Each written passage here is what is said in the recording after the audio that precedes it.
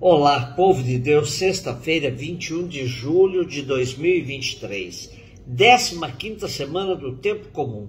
A nossa reflexão de hoje é a partir de Êxodo 11, de 10 a 12 e 14, e Mateus 12, de 1 a 8. Naqueles dias, Moisés e Arão realizaram muitos prodígios diante do faraó, mas o Senhor endureceu o coração do faraó e ele não deixou que os filhos de Israel saíssem da sua terra. O Senhor disse a Moisés e a Arão no Egito: este mês será para vós o começo dos meses, será o primeiro mês do ano. Falai a toda a comunidade dos filhos de Israel, dizendo: no 10º dia deste mês, cada um tome um cordeiro por família, um cordeiro por casa. Se a família não for bastante numerosa para comer um cordeiro, convidará também o vizinho mais próximo, de acordo com o número de pessoas. Deveis calcular o número de comensais conforme o tamanho do cordeiro. O cordeiro será sem defeito, macho de 1 ano. Podereis escolher tanto um cordeiro como um cabrito, e devereis guardá-lo preso até o dia 14 deste mês. Então toda a comunidade de Israel reunida o imolará ao cair da tarde. Tomareis um pouco do seu sangue e untareis os marcos e a travessa da porta, nas casas em que o comerdes. Comereis a carne nessa mesma noite, assada ao fogo, com pães ázimos e ervas amargas.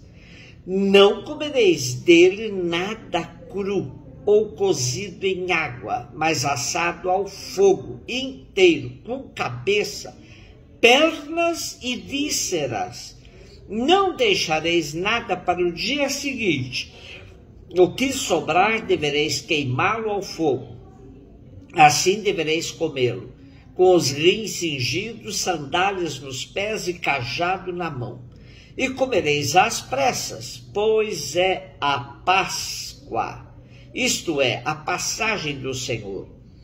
E naquela noite passarei pela terra do Egito e ferirei na terra do Egito todos os primogênitos, desde os homens até os animais, e infligirei castigos contra todos os deuses do Egito. Eu, o Senhor. O sangue servirá de sinal nas casas onde estiveres.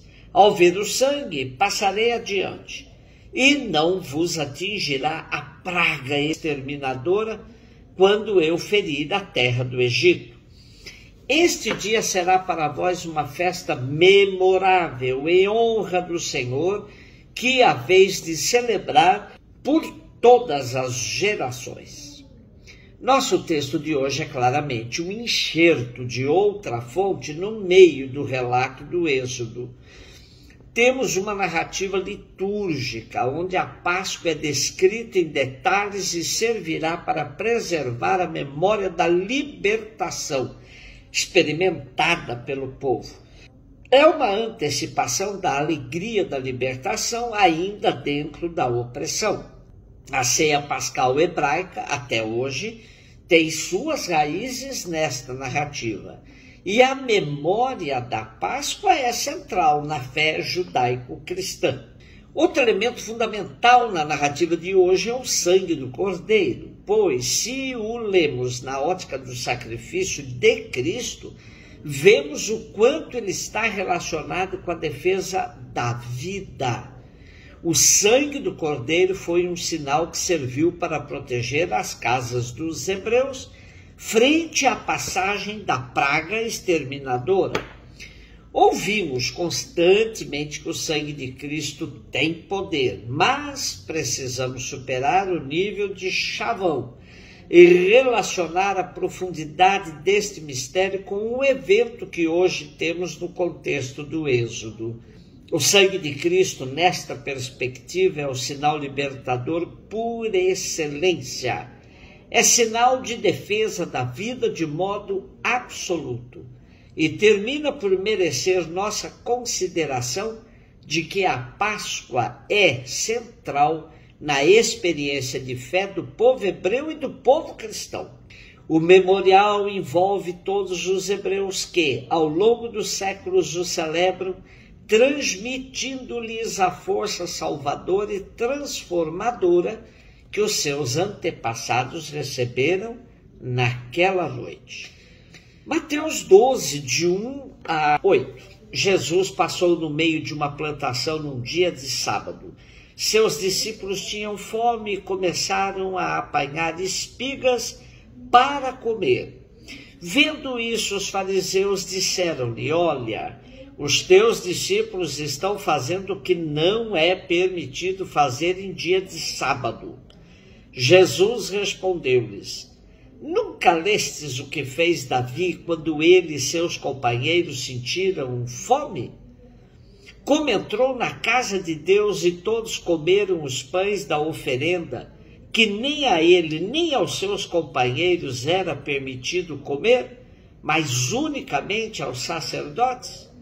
Ou nunca lestes na lei que em dia de sábado no templo os sacerdotes violam o sábado sem contrair culpa alguma? Ora, eu vos digo, aqui está quem é maior do que o templo. Se tivesseis compreendido o que significa quero a misericórdia e não o sacrifício, não teríeis condenado os inocentes. De fato, o Filho do Homem é Senhor do sábado. O primeiro versículo da nossa perícope de hoje já nos dá a pista do que acontecerá entre Jesus e seus oponentes. Era um dia de sábado. Na verdade, os judeus tinham em alta conta o mandamento que dizia que se deve guardar o dia de sábado. Era um dia de descanso e não se devia fazer absolutamente nada, a não ser ir à sinagoga e dedicar esse dia ao Senhor. Inúmeras vezes Jesus vai ter um embate, sobretudo com os fariseus, por causa desta lei. Em nossa perícope de hoje aparece a palavra sábado 4 vezes. O espírito da lei que mandava guardar o sábado era até sadio, mas a maneira mecânica e escravizante como pregavam fariseus e escribas a tornavam um jugo insuportável.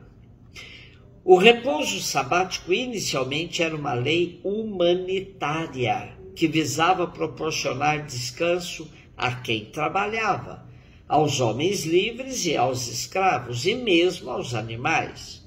O sábado era um dia de festa para todos, lembrando a libertação da escravidão do Egito e antecipando o repouso escatológico, quando a criatura participar no repouso de Deus.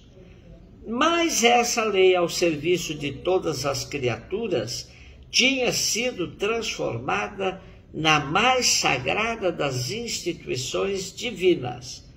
Por isso, a afirmação de Jesus, o sábado foi feito para o homem e não o homem para o sábado, soou a verdadeira blasfêmia. Hoje encontramos outra grave declaração de Jesus sobre o sábado. O Filho do Homem, até do sábado, é Senhor. Uma tal afirmação significa que a autoridade de Jesus é superior à de Moisés, em força de sua relação especial com aquele Deus a quem se pretende honrar com a observância do sábado. O que Jesus queria deixar claro é que não pode haver conflito entre a lei religiosa e as exigências do amor ao próximo. A história de Israel confirma-o. Uma vez que a sacralidade dos pães da oferenda não impediu Davi e os seus homens famintos de se alimentarem com eles, a máxima dos profetas assumida por Jesus, quer a misericórdia e não o sacrifício, é a explicitação mais clara e transparente de Jesus de que culto a Deus, descolado da prática do amor aos irmãos e irmãs, absolutamente de nada vale. Um beijo no seu coração.